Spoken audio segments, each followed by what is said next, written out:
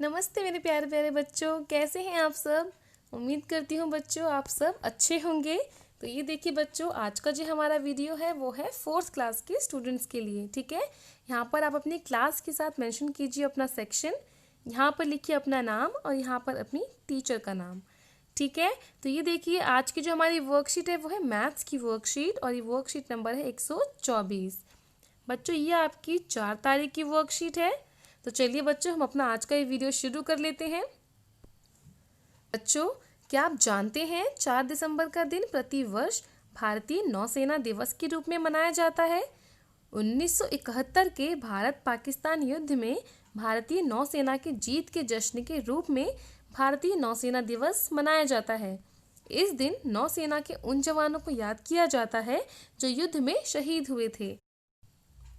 तो ये देखिए बच्चों, जैसा कि आप इस चित्र में देख रहे हैं, ये है हमारा प्यारा सा भारत, ये है हमारे जवान और यहाँ पर लिखा भी हुआ है December 4, 2020 इंडियन नेवी डे। तो आज के दिन को बच्चों संपूर्ण भारत में भारतीय नौसेना दिवस के रूप में मनाया जाता है। ठीक है, तो चलिए बच्चों अब हम आगे बढ़ते हैं। कोरोना के खिलाफ लड़ाई। कोरोना समय में कई सामाजिक संस्थाओं ने गरीब और ज़रूरतमंद लोगों को मुफ्त राशन वितरित किया था। एक संस्था द्वारा वितरण केंद्र पर दिए जा रहे राशन के एक पैकेट में निम्नलिखित चीज़ें थीं। तो ये देखिए बच्चों, यहाँ पर जो कोरोना महामारी थी तो उस समय बहुत सारी जो सामाजिक संस्थाएं थी उन्होंने गरीब और ज़रूरतमंद लोगों को मुफ्त राशन बांटा। ठीक है, तो यहाँ पर एक संस्था द्वारा जो राशन वितरित किया गया एक जगह पर, तो उस राशन में बच्चों एक पैकेट में ये सारी चीज़ें थीं। ठीक है, जैसे यहाँ पर देखिए चावल, गेहूँ, चीनी और दाल। तो यहाँ पर देखिए बच्चों, एक पैकेट में चावल कितने थे? चावल थे 5 किलोग्राम। ठीक है, 5 kg।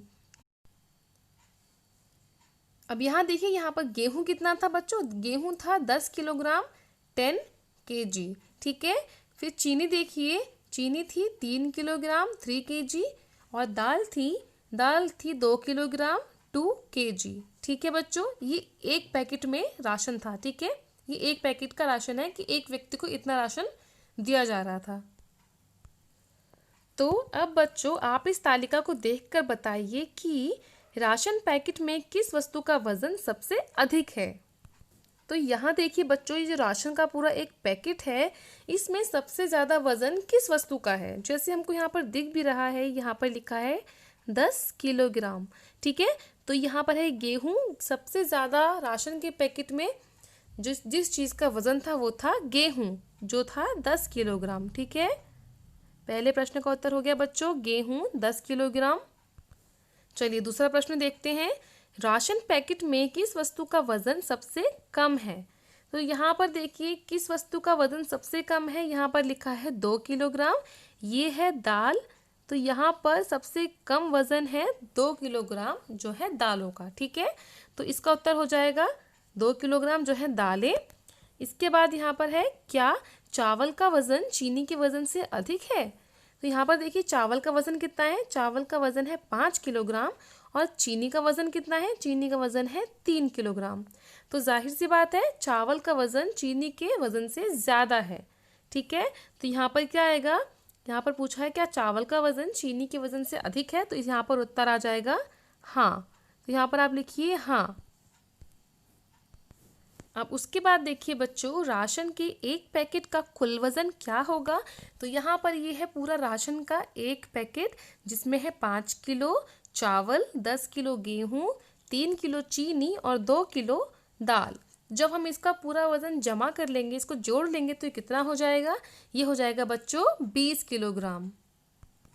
आप करके देखिए 5 किलो चावल, उसमें जमा कीजिए 10 किलो गेहूँ, फिर उसमें जमा कीजिए 3 किलो चीनी और उसमें जमा कीजिए 2 किलो दाल। तो ये कुल मिलाकर कितना हो जाएगा बच्चों? ये हो जाएगा 20 किलोग्राम। ठीक है, तो हमारा उत्तर क्या होगा? 20 किलोग्राम। तो हमने यहाँ पर लिख दिया 20 किलोग्राम, 20 kg। चलिए बच्चों अब हम आगे बढ़ते हैं, मगर उससे पहले ये देखिए बच्चों, सोच कर बताइए क्या भारी होगा, 1 किलोग्राम रुई या 1 किलोग्राम लोहा? आपको क्या लगता है इनमें से क्या भारी होगा? 1 किलोग्राम रुई भारी होगी या 1 किलोग्राम लोहा भारी होगा? जी हाँ, सोचिए, अच्छे से सोचिए। इसका उत्तर होगा कि ये दोनों ही बराबर होंगे, क्योंकि दोनों ही 1-1 किलोग्राम है ना। चाहे रुई हो या लोहा हो, दोनों का वजन कितना है? दोनों का वजन है 1-1 किलोग्राम। तो ये बराबर होगा बच्चों, ठीक है। तो चलिए अब हम आगे बढ़ लेते हैं। यहाँ देखिए, वजन का अनुमान लगाने के लिए आपको अपने आसपास की कुछ सामान्य वस्तुओं के वजन का अंदाज़ा होना चाहिए। बच्चों, क्या आपको पता है कि 100 रुपए के नोट का वजन लगभग 1 ग्राम होता है और 10 रुपए के कुरकुरे के 10 पैकेटों का वजन लगभग 1 किलोग्राम होता है? ठीक है, तो यहाँ देखिए, वस्तु के सही अनुमानित वजन पर गोला लगाइए। यहाँ पर देखिए बच्चों, हमें तालिका दे रखी है कुछ सामानों की और यहाँ पर उनके वजन लिखे हुए हैं और हमें बताना है कि इनमें से जो वजन जो है, यहाँ पर लिखी हुई वस्तुओं के हिसाब से कौन सा वजन, किस तालिका में से जो वजन होगा वो लगभग सेम होगा। हमें अंदाज़ा लगाना है इस चीज़ का कि जो यहाँ पर जो सामान है वो इनमें से किस के बराबर होगा। ठीक है, तो चलिए हम इसका अंदाज़ा लगाते हैं बच्चों। सबसे पहले देखिए बच्चों, सबसे पहले यहाँ पर लिखा है बस। तो आप अंदाज़ा लगाइए बस का वज़न कितना होगा? 20 किलोग्राम, 2000 किलोग्राम या 120 ग्राम। बस बहुत बड़ी होती है, बहुत भारी होती है, वो 20 किलोग्राम की नहीं हो सकती, वो 120 ग्राम की तो हो ही नहीं सकती। तो हम ये अंदाज़ा लगा के चल सकते हैं कि बस का वज़न हो सकता है 2000 किलोग्राम। ठीक है, तो इस प्रकार बच्चों हम 2000 किलोग्राम को सर्कल कर देंगे, इस पर गोला लगा देंगे। अब देखिए यहाँ पर लिखा है पक्षी का पंख।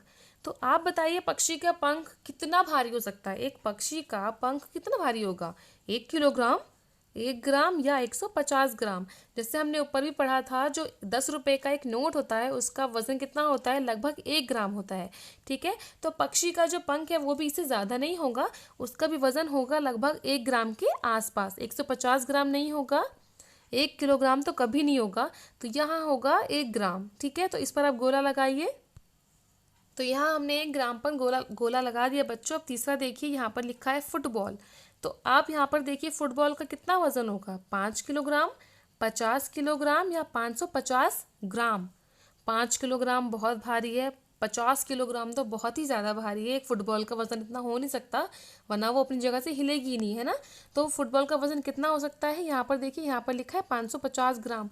तो हम अंदाज़ा लगा सकते हैं कि फुटबॉल का वजन 550 ग्राम हो सकता है। ठीक है, क्योंकि ये दोनों नहीं होगा। तो इस पर हम गोला लगाएंगे बच्चों। चलिए अब हम आगे बढ़ते हैं। यहाँ देखिए लिखा है कलम। कलम का यानी एक पेन का वेट कितना हो सकता है? 10 किलोग्राम, 15 ग्राम या 15 किलोग्राम? हम पेन से तो डेली काम करते हैं, है ना, यूज़ करते हैं हमारी डेली लाइफ में पेन का। तो 10 किलोग्राम पेन हो सकता है क्या? नहीं हो सकता। 15 ग्राम और यहाँ पर लिखा है 15 किलोग्राम, तो जाहिर सी बात है पेन का वजन हो सकता है लगभग 15 ग्राम। 15 किलोग्राम भी नहीं हो सकता और 10 किलोग्राम भी नहीं हो सकता। ठीक है, अब इसके बाद आखिरी वस्तु देखिए बच्चों, यहाँ पर लिखा है पुस्तक। तो पुस्तक कितनी हो सकती है, इसका वजन कितना हो सकता है?